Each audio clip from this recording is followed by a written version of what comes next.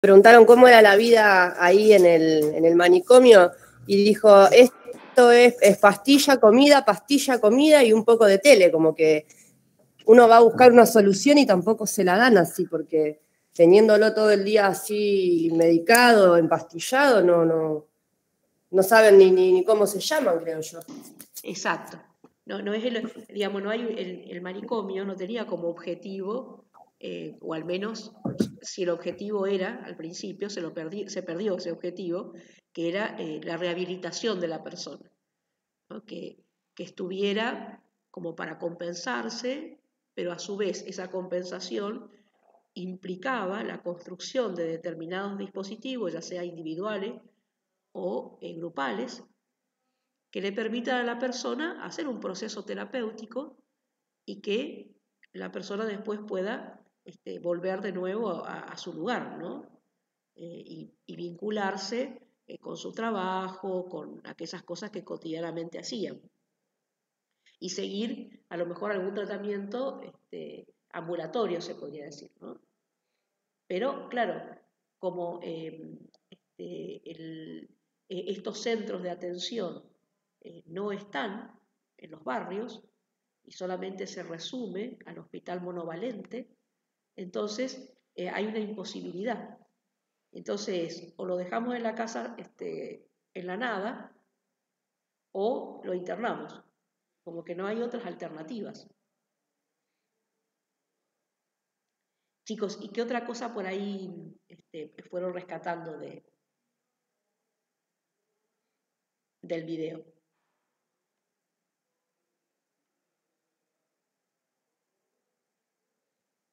Cuando dice que se rompe el paradigma. Bien, vieron que se dice, se rompe el paradigma de la lógica manicomial, ¿no? Es decir, que lo que está diciendo ahí es que el concepto de paradigma, la palabra paradigma, es sinónimo de modelo. Podemos decir, se rompe un modelo de atención de la salud mental. Es decir, que esta ley viene a hacer una ruptura de ese modelo que tenía una lógica de encierro. Una lógica de encierro que implicaba, como ustedes, creo que fue Priscila la que lo expresó, que implicaba que las personas fueran objetos y no sujetos, ¿no? Como muchas veces se decía, como si fuesen residuos, ¿no? Se lo dejaba ahí, como si fuesen residuos porque eran peligrosos para la sociedad, porque no eran útiles para la sociedad, y entonces, bueno, estaban ahí adentro. Hay personas, en la actualidad inclusive, ¿no? Que hay personas que hace quizás 30 años que están dentro de los hospitales psiquiátricos. Personas que están ahí porque si le dieran el alta, por ejemplo, no tendrían dónde ir, porque cortaron todos los vínculos con sus familias, ¿no? Porque no tienen trabajo, y entonces están ahí, están alojadas, digamos, ¿no? Están institucionalizadas, eso le decir. Y esto pasaba muchísimo en esta lógica de ese paradigma manicomial.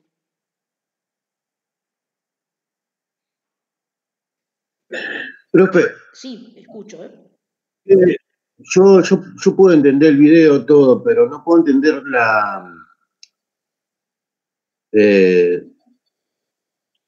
qué intención tiene el video. No entiendo, no puedo identificar eso. Identifico que la situación de que antes era un todo manicomio, no cerraban la pastilla de comer y todas estas cosas, que ahora tienen mucho más libertad, tienen talleres, pero no puedo identificar si yo en qué me baso para tener todo esto. ¿A qué te referís como en qué me baso?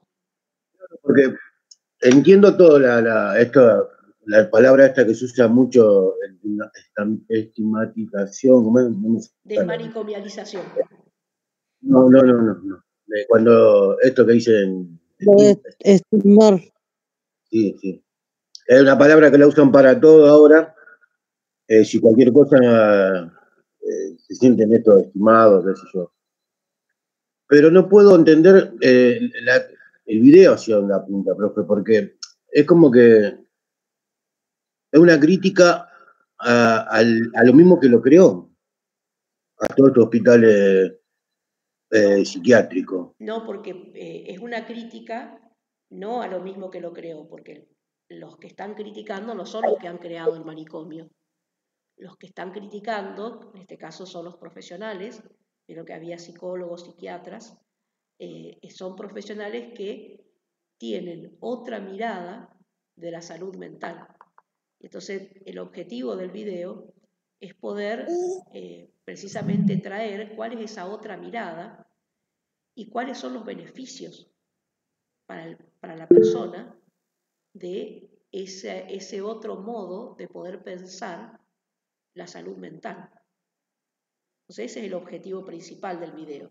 Por eso se van como entrelazando lo que pasaba antes y qué sucede con esa mirada de la medicalización de la vida y qué es lo que se intenta hacer ahora, aún dentro de las instituciones psiquiátricas, porque todavía existen, pero qué es lo que se intenta hacer, es decir, poder crear dispositivos que le permitan a la persona empezar poniendo en palabras o a través del arte, ya sea el arte dibujo, la danza, etcétera, que pueda hacer ese proceso terapéutico, que le implique no cortar los lazos con la comunidad, sino que le implique un sentirse mejor, ¿no? Un saber, vieron que hay en el texto, había una de las médicas que decía, esto nos remite al texto de Alicia Stolkiner, ella decía, bueno, la vida no es sin malestar, siempre vamos a tener malestares, la cuestión es cómo los afrontamos. Así que no es que, bueno, uno dice, bueno, me voy a sentir de maravilla y nunca voy a tener ningún tipo de angustias, etcétera, ¿no? La cuestión es cómo podemos ir afrontando esos malestares y cómo podemos ir advirtiendo de qué se tratan, ¿no? Cómo se originaron, cuáles son los conflictos psíquicos que nosotros tenemos y qué podemos ir haciendo con ellos, ¿no? Entonces, ese sería el objetivo central, Gabriel. Decía poder ayudarlos a llevar su malestar. Implicaba eso también. Exactamente. Que claro, pero yo me refería, yo ahora pude entender el video, profe, y veo hacia dónde apunta y de dónde viene. Yo necesito por ahí, yo lo entiendo mejor así, ¿no? Si por algo se llamaban hospitales psiquiátricos antes. Desde ahí, de esa mirada, que era, ahí se rompe el paradigma, nace una nueva mirada. Hacen un cambio del error. Entonces, al hacer un cambio, surge esta mirada que tiene que ser más, el sujeto tiene que ser más, ¿cómo se diría? Es decir, en una vida más normal, más compatible con lo que a uno le gusta o la libertad que tiene cualquier ser humano. Claro, en realidad la ley lo que implica es que están, no se van a derribar, ¿no? Pero la idea es que ya no se, bueno, la idea, están prohibido la construcción de nuevos neuropsiquiátricos, es decir, de lo que ahí llamaban el hospital monovalente. Fíjese, la idea de monovalente, mono es uno, valente sería una sola valía, ¿no? Que serían hospitales que solamente tengan la mirada de la psiquiatría. Entonces, la idea sería bueno, que haya hospitales generales, donde, así como hay especialidades de otro aspecto en los hospitales generales, también haya especialidad en salud mental. Profe, vio que en una parte del video dice que el secreto se ve que cuando están ahí haciendo los talleres, que dice que a través del arte el sujeto se vuelve activo. Exacto. Y después dice que el secreto de la felicidad no es otro que la salud, que no es otro más que la salud. Exactamente. Que eso es importante lo que traes, Melissa, porque precisamente por ahí va la cuestión, ¿no?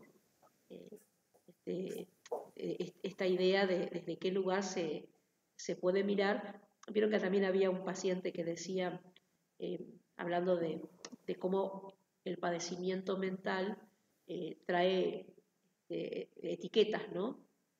A diferencia de que cuando tenemos algo del orden de lo físico.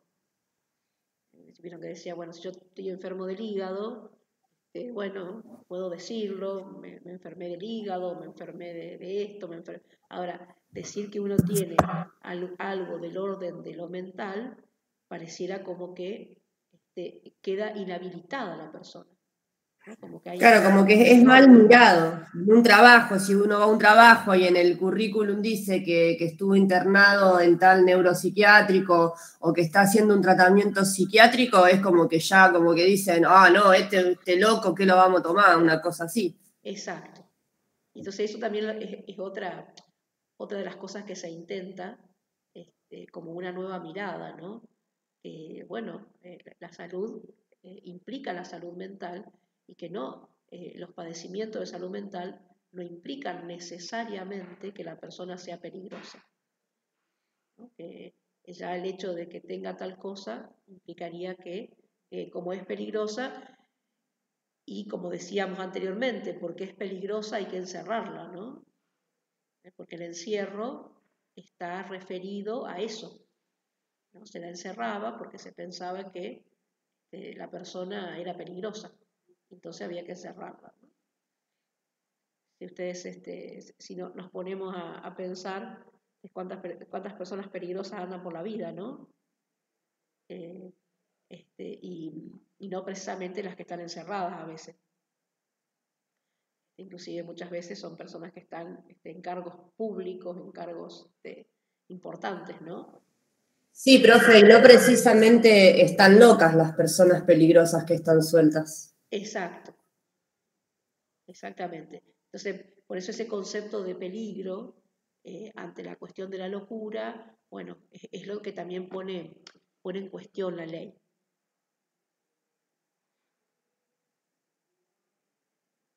Profe, justo estamos hablando de esto. El otro día estaba mirando un programa en la tele y mostraban de un manicomio y había muchos, ponele, que salían a trabajar y volvían a tomar su medicación y a dormir ahí. Pero ninguno decía que vivía ahí ni que estaba enfermo. Todo lo que le preguntaban que trabajaban, ninguno decía que vivía ahí ni estaba internado ahí. Yo también lo vi ese programa, Meli. Sí, uno, por ejemplo, era carnicero y todas cosas así, y todo omitían esa parte, digamos. Ajá. ¿Y de dónde lo pasaron, chicas, al programa? Yo lo vi en Policía en Acción. Ah. ¿Y por qué les parece que ninguno decía que vivía ahí? Y por eso de que estamos hablando de las etiquetas. Por eso que como que los GIL, si vos decís que estás ahí, como que te discriminan estas islas, no te incorporan en la sociedad. Claro. Profe, había personas que hacía más de 20, 25 años que vivían ahí adentro. Una persona dijo que que era su casa, que si a él lo sacaban de ahí, que no sabía cómo vivir.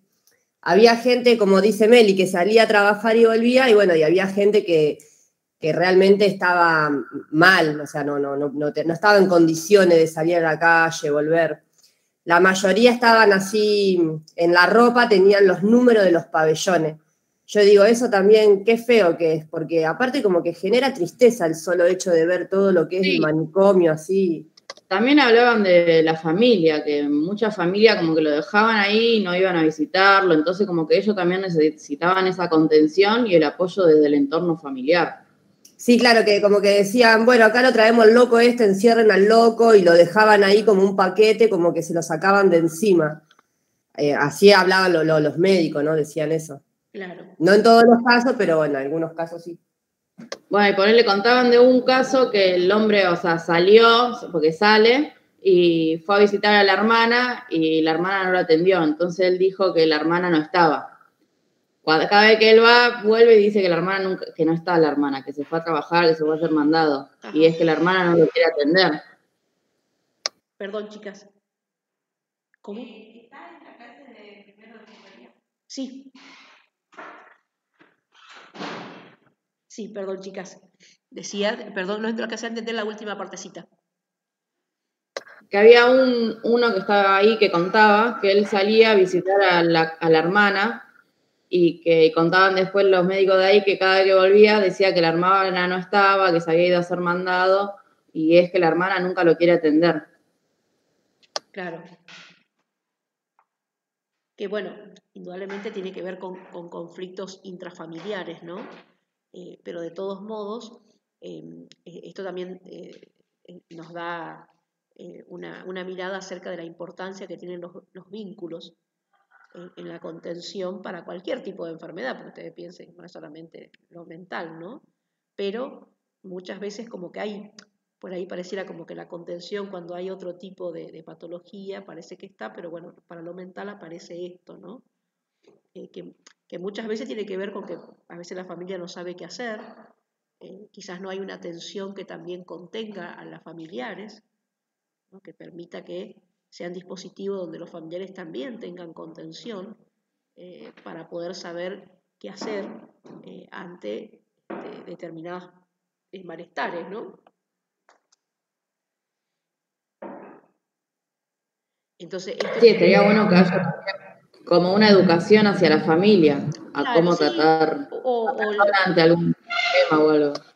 Muchas veces que haya también dispositivos de contención, ¿no? De la familia, que puede hacer que, así como hay procesos terapéuticos para la persona que está sufriendo la crisis o que tiene estos malestares, que realmente se hace, ¿no? Pero no siempre, que a lo mejor se pueda también decir, bueno, se puede atender a la familia para ver qué hacer, qué no hacer, qué medidas tomar, pero lo que es importante es que siguen siendo sujetos, y que siguen siendo personas, y que la cuestión mental no lo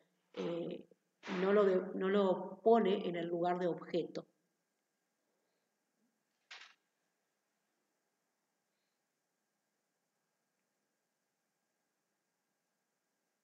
Profe, vio cuando uno va al psicólogo así, por ahí también ellos ofrecen charlas o talleres de una terapia grupal, o sea, para la familia, para poder saber acompañar a la persona que en ese momento está transitando por un problema o por una situación. Exacto.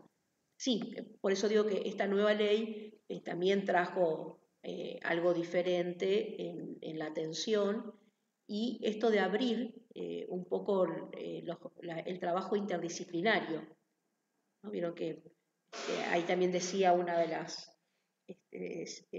profesionales que decía, bueno, generalmente cuando se hablaba de los manicomios, se trabajaba la salud mental específicamente como algo del orden de lo biológico. Y como era algo del orden de lo biológico, había que medicar, y la medicación era lo que iba a traer el alivio. En cambio, desde que empieza la ley, se empieza a pensar la salud mental desde otro lugar, donde hay trabajos interdisciplinarios, donde el abordaje ya no es una cuestión solamente biológica, ¿no? Sino que es un abordaje más integral. Chicas y chicos, ¿están viendo ahí lo que estoy proyectando? Sí, profe. Bueno, quería mostrarle en esta diapositiva una de las cosas que hace que aparezca la ley es un análisis que se va haciendo en un análisis de trabajo de campo, podríamos decir, ¿no? Que se va haciendo acerca de quiénes eran las personas que estaban ingresadas dentro de estos hospitales monovalentes. Y se dan cuenta de que había un alto nivel de internaciones, y a su vez esto significaba y significa también, ¿no? Una gran cantidad de recursos económicos en este ámbito, pero que digamos que lo que estaban allí tenían que ver con un alto porcentaje de gente que vivía en la pobreza.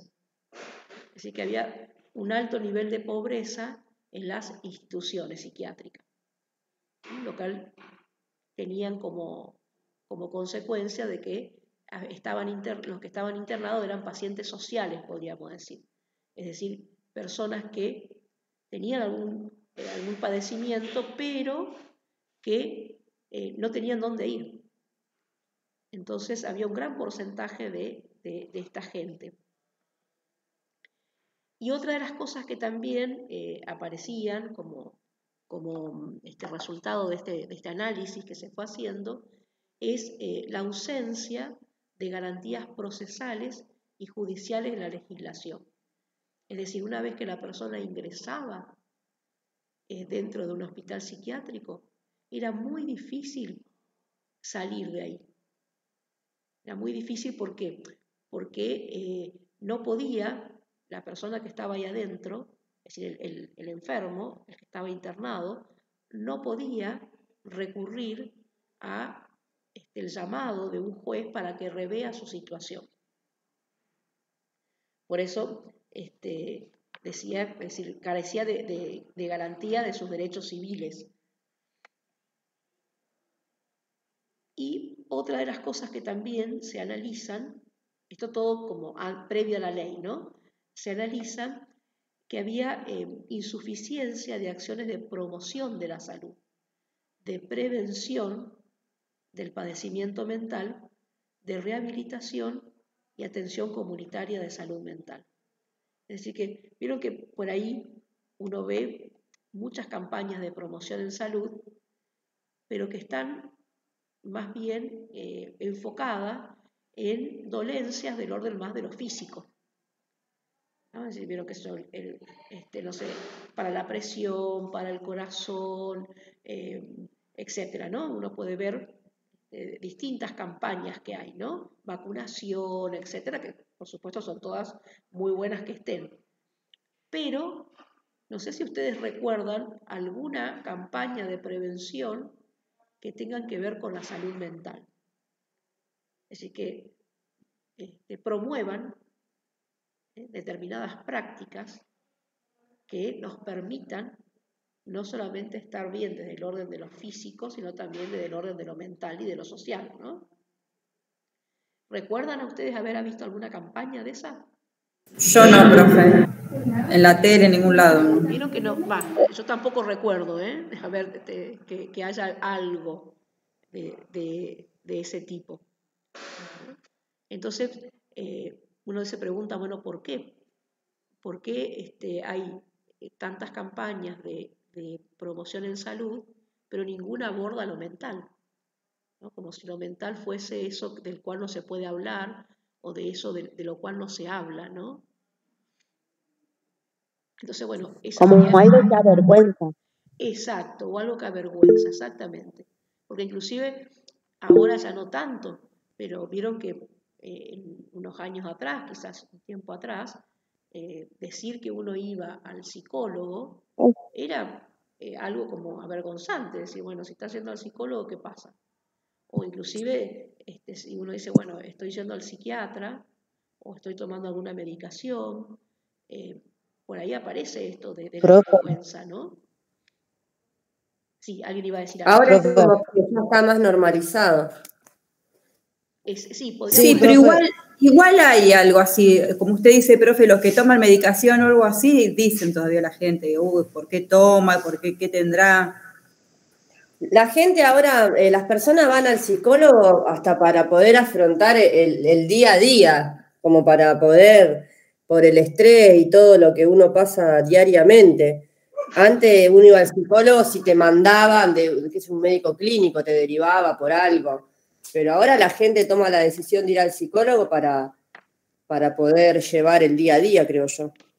Como que se vio más de lo de los psicólogos después de la pandemia con el tema de los chicos también.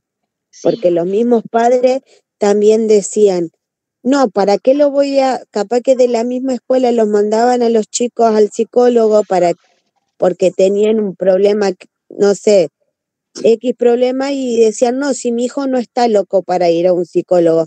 Y ellos no entendían que el chico necesitaba ir al psicólogo por ciertas actitudes que tenía con sus compañeros.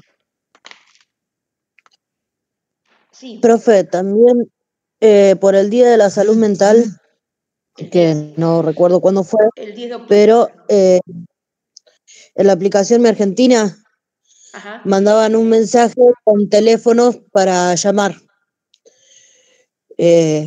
sobre la salud mental. O sea, para que puedas comunicarte, para que puedas hablar con alguien, Claro.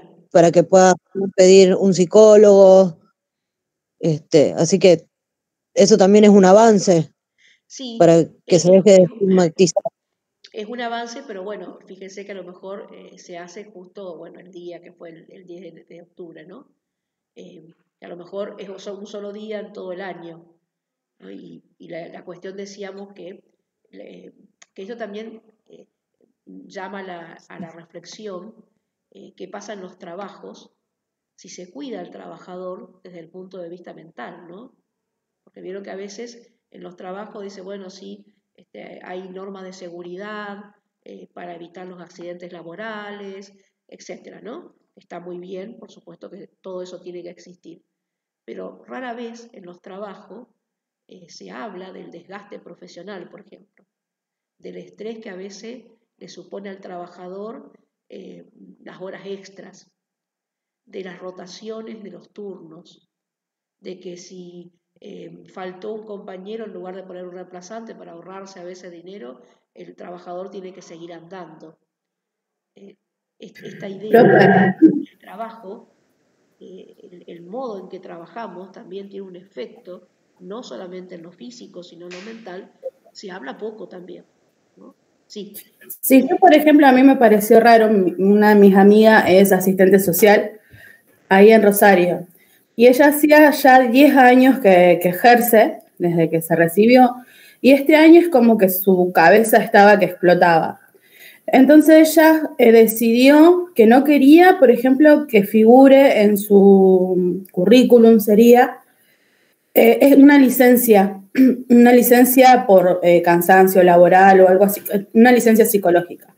Entonces ella optó por tomarse una licencia de 1 año sin goce de sueldo, pero tan solo por el hecho de que queda mal que se haya que figure que se tomó esa licencia psicológica sería. Y a mí me pareció raro eso también, en el hecho de que por qué queda mal en la profesión de que se tome su licencia por agotamiento, porque estaba totalmente agotada. Exacto. Pero esto que creo que también lo dijeron hoy, queda como, lamentablemente, ¿no? Como una mirada estigmatizante, porque puede ser que tu amiga a lo mejor vaya a pedir trabajo en otro lugar y diga, no, ya tiene un antecedente de agotamiento, lo que sea, no la tomemos por las dudas, ¿no? Ahora, si uno dice, bueno, tuvo una internación, qué sé yo, porque se hizo una intervención quirúrgica de una dolencia física, no pasa nada. Nadie dice, no lo vamos a tomar, no vas a hacer que tenga de nuevo esa dolencia física o tenga alguna secuela de esa dolencia física. Claro, Se pasa a mí como a cualquier... ella nos contaba, por ejemplo, mi cansancio, mi estrés, dice, no es porque yo esté mal mentalmente o me pase algo, sino dice que no puedo resolver las situaciones que están pasando. Por ejemplo, ella estaba en un centro de salud y como que la gente le sobreexigía a ella situaciones que no estaban a su alcance, que ella no podía resolver más porque eran situaciones que venían de arriba, de gente más jefes de ella. Y entonces ella le estresaba ese sentimiento de que la gente le sobreexigía a ella. Entonces yo le digo, ¿por qué queda mal figurar el estrés laboral ese si al fin y al cabo no es consecuencia de un mal trabajo de ella? Exacto. Sí, pero y ahí fíjate vos cómo también esto que decíamos, ¿no? Hasta dónde uno tiene que decir, bueno, acá paro, hasta dónde uno se tiene que involucrar. Así que todas esas cosas que también tendrían que ser temas que se trabajen en el trabajo.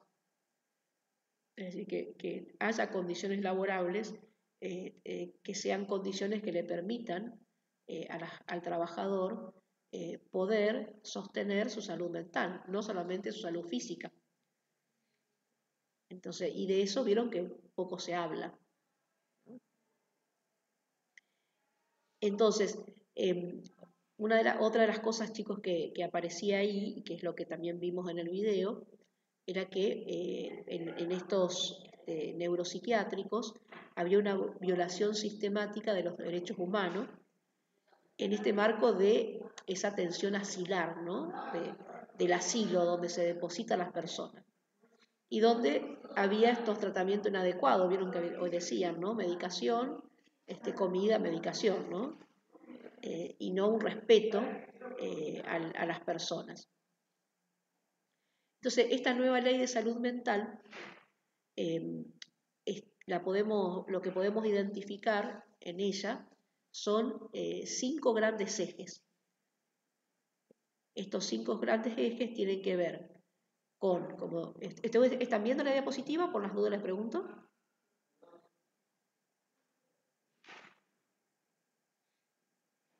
Sí, profe.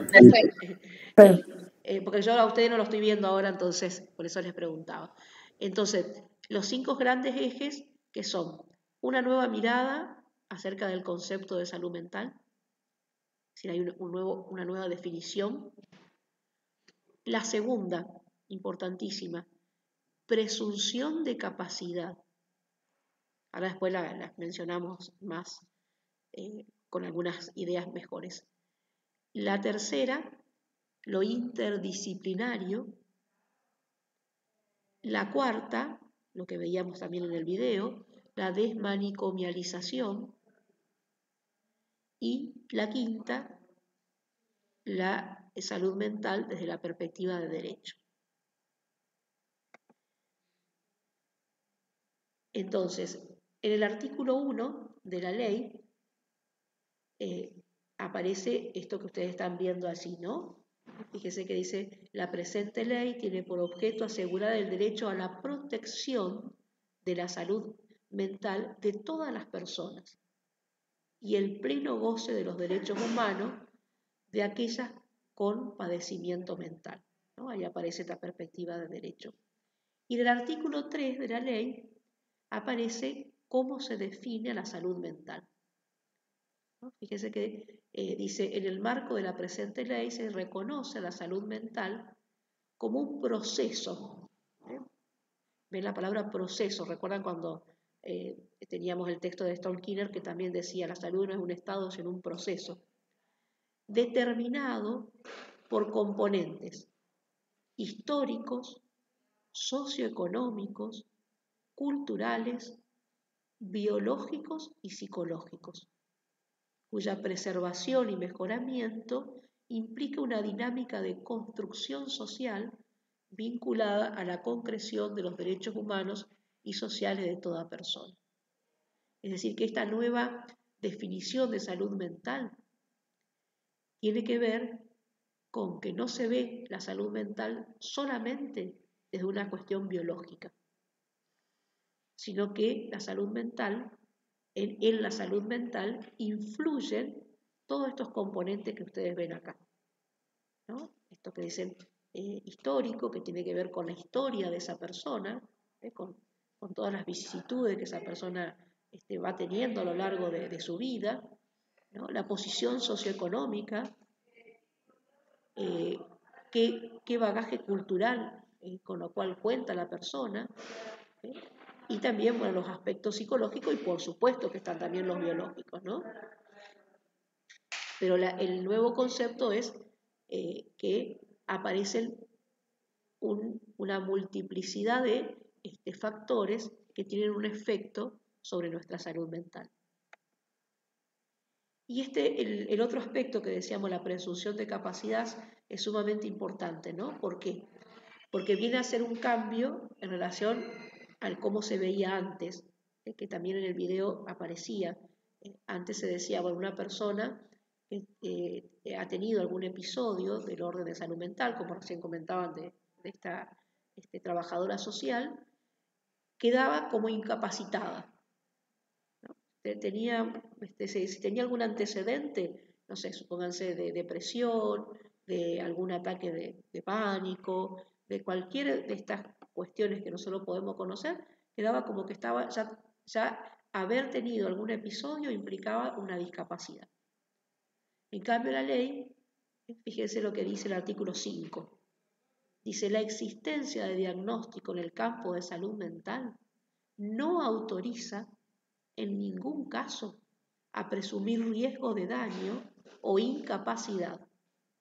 Es decir, no lo hace peligroso ni tampoco lo hace incapaz a la persona.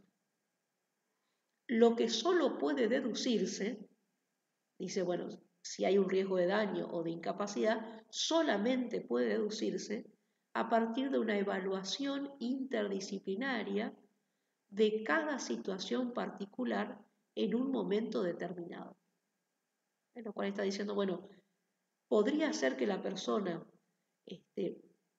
pueda tener algún ataque de violencia hacia otro y hacia sí mismo, podría ser, pero para eso hay que hacer una evaluación de varias disciplinas y poder pensar que puede ser una cuestión episódica, ¿no? Que lo llevó en ese momento de su historia, en ese momento de su vida, con lo cual, una vez que la persona recibe el tratamiento, no implica que quede de por vida como alguien peligroso o de por vida como alguien incapacitado.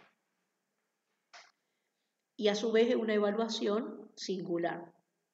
Esto no significa que todos los que han sufrido tal cosa van a tener la misma evaluación, podríamos decir, diagnóstica.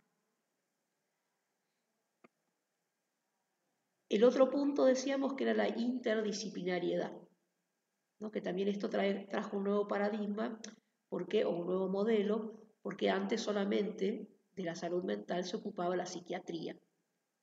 En cambio, ahora se incluyen dentro de la salud mental la psicología, la psiquiatría, el trabajador social, acá están ustedes, fíjense, la enfermería, la terapia ocupacional, ¿no? Y otras disciplinas. Así que todas estas profesiones que ustedes ven acá tienen algo para decir en relación a la salud mental. Por supuesto que cada uno va a dar su mirada desde su saber, pero que es sumamente importante que el saber de la salud mental no solamente esté dado por la psiquiatría y que estos trabajos grupales, ¿no? Que se puede hacer, ¿no? Vieron ahí cuando veíamos en el video que había talleres de danza o talleres de arte. Generalmente esos talleres lo hace gente que tiene un saber sobre el arte y que no es médico ni enfermero ni nada de eso, ¿no? Pero que trabaja construyendo estos talleres. Hay gente que estudia, no sé si habrán escuchado alguna vez, musicoterapia. ¿Escucharon alguna vez esa profesión de musicoterapia? Sí, profe. Va, Sí. por lo menos lo escuché. ¿Saben de qué se trata?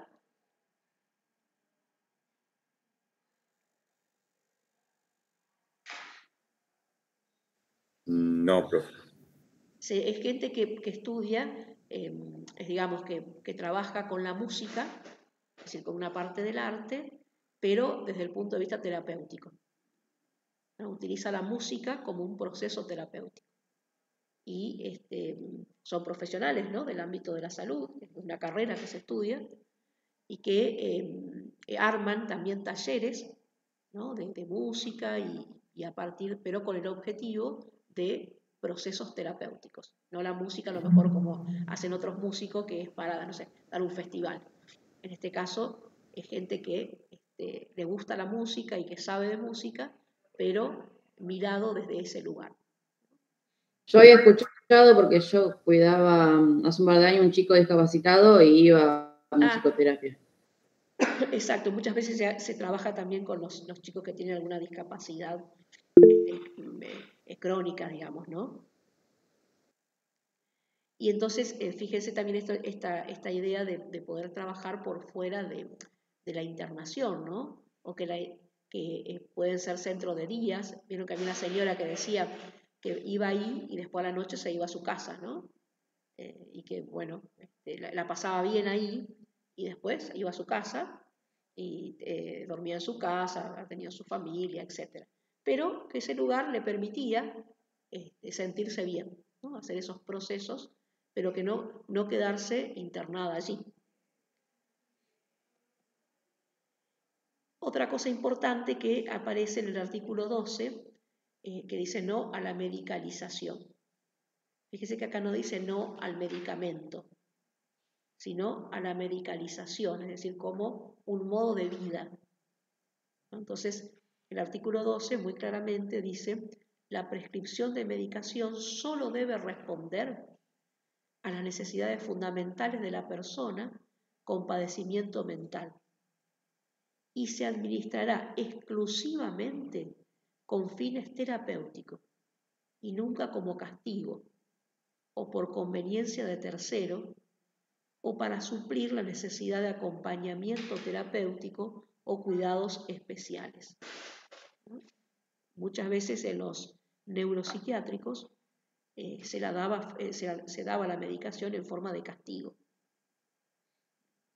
Otras veces tenía que ver con, no sé, la obra social no pagaba un acompañamiento terapéutico. Vieron que también está la carrera del terapeuta que hace acompañamientos. Muchas veces la obra social no lo pagan y entonces esa tarea que es muy importante porque muchas veces el acompañamiento terapéutico le permite a alguien poder salir, poder, en el caso de los chicos, estar en la escuela, ¿no? Orientado con ese acompañamiento terapéutico. La obra social muchas veces no lo paga, las personas no tienen el dinero para hacerlo y entonces, bueno, se le da medicación para que estén allí como dopados sería, ¿no? Profe, yo justo había notado del video de la canción una parte que decía alienación no es es la propuesta, medicación no es la respuesta. Exacto. ¿Saben qué bueno que lo trajiste? La canción, Está bueno que lo trajiste porque les iba a preguntar, después me olvidé. Les iba a preguntar si habían escuchado la letra de la canción, que estaba al comienzo y ahí también medio al final, ¿no? Y el concepto, decilo de nuevo, por favor, decía alienación. Alienación es la propuesta, medicación no es la respuesta. Bien, ¿y qué les parece que querrá decir alienación? Es la propuesta.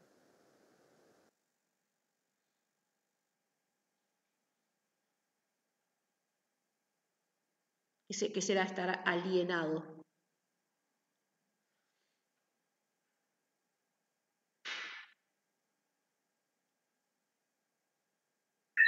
Puede ser como emparejado, profe. ¿A qué te referís con emparejado? Como alineado a mí me remonta a que estemos todos en una misma sintonía, por eso, no sé cómo explicarlo. No, eso sería alineado, pero esto es alienado. Me llamó la atención la palabra y decía que es como la alteración de la razón, de los sentidos. Claro, una persona, no es lo mismo, a lo mejor ahí creo que Gabriel fue el que dijo lo de emparejado, ¿no? Alineado sí sería estar todo en la misma línea, ¿no? En cambio, alienado viene de alien, que significa otro, es decir, estar en otro. La persona que está alienada pierde su libertad, ¿no? Y está en otro. También decía como si fuera pérdida de la personalidad, así. Claro, como que pierde su propio yo, podríamos decir, ¿no?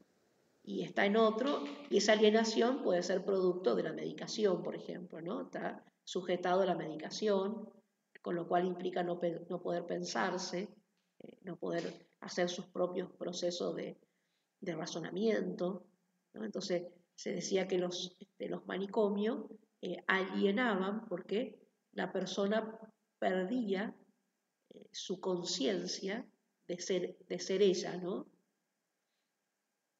Claro, como que la medicación los ponía en estado de alienación. Exacto.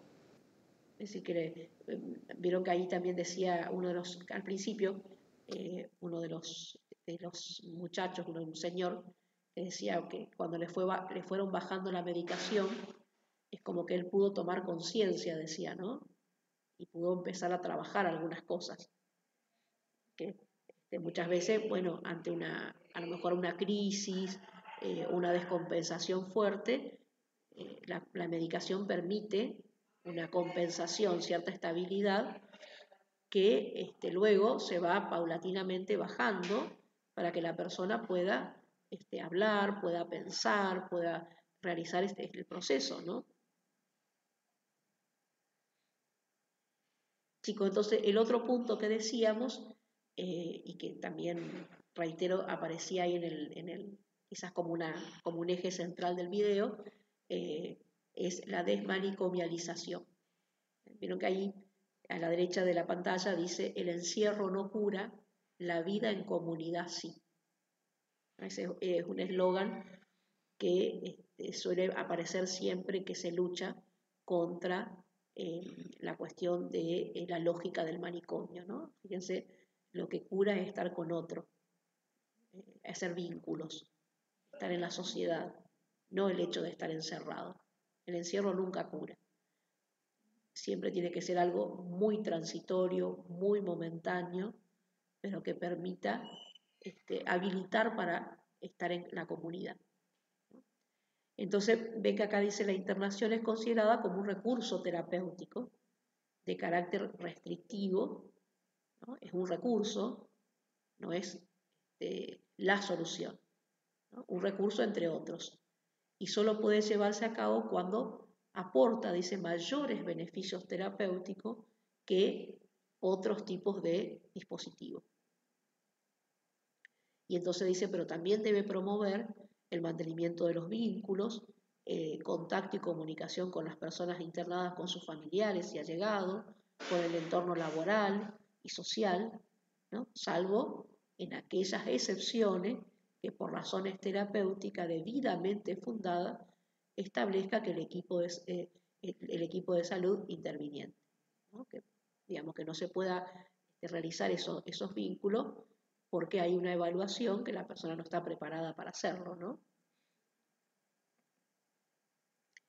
Y luego, después ustedes lo van a tener subido ahí en el Classroom, pero para que puedan ver algunos artículos de la ley, donde aparecen en forma clara cuáles son los derechos que la ley protege.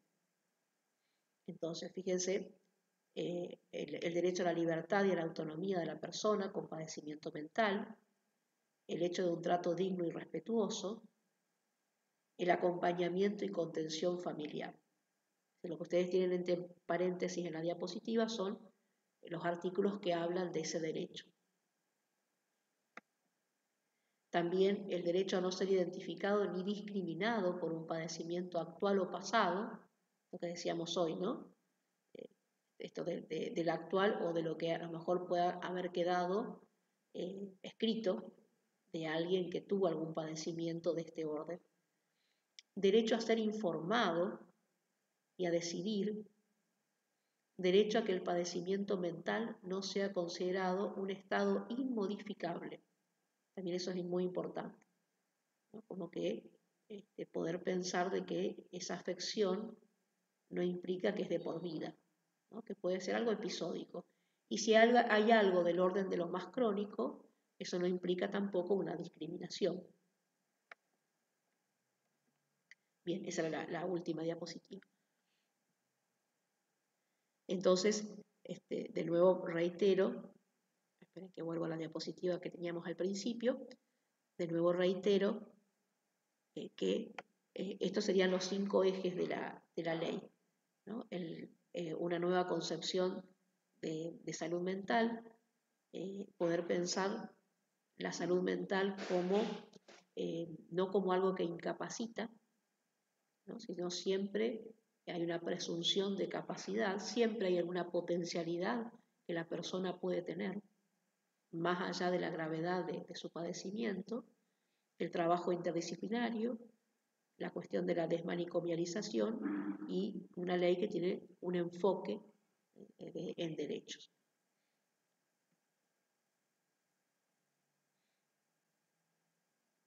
Bueno, hasta acá. Esperen que voy a detener la presentación.